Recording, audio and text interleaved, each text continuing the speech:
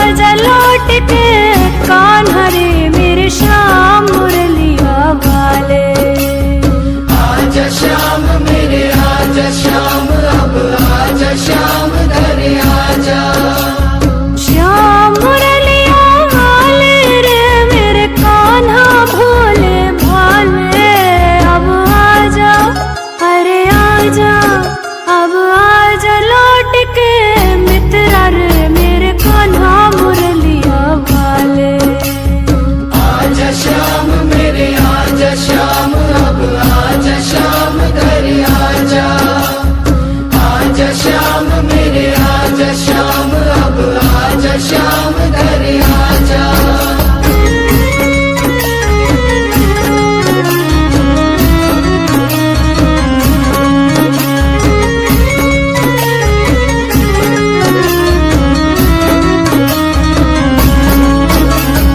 सावन बीतो भादो बीतो बीत गई रे चौमासी।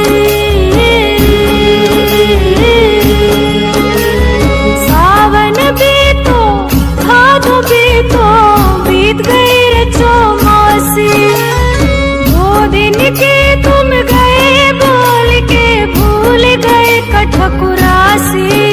अब आजा, अरे आजा, अब आजा लौट के कान्हा रे मेरे श्याम मुरलिया वाले।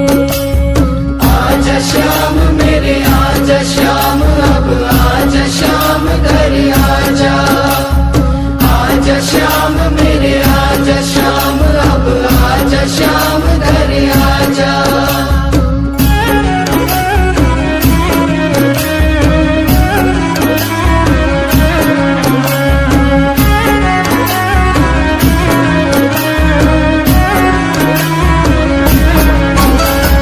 नैन खुले के खुले हैं प्रीतम, बहनों में पड़ गए ताले।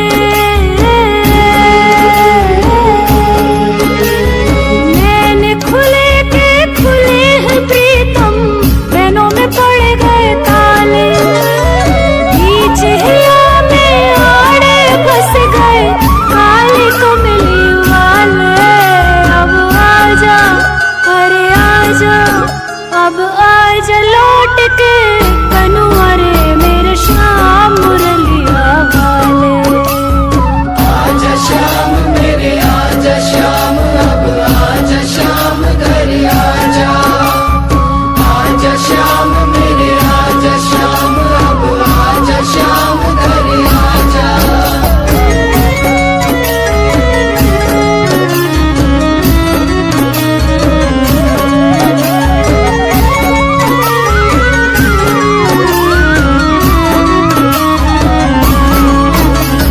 सूरज चंदा डूबन भूले भूले गली गलिया रे।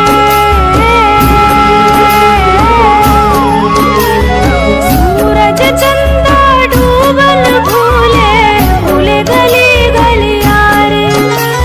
श्याम पिया हमें जहाँ बिठा गए बैठ पाँव पसारे। अब आजा, अब आजा, अब आजा लौट के कान्हा रे मेरे श्याम मुरलिया वाले। आजा श्याम मेरे आजा श्याम, अब आजा श्याम घर आजा। आजा श्याम मेरे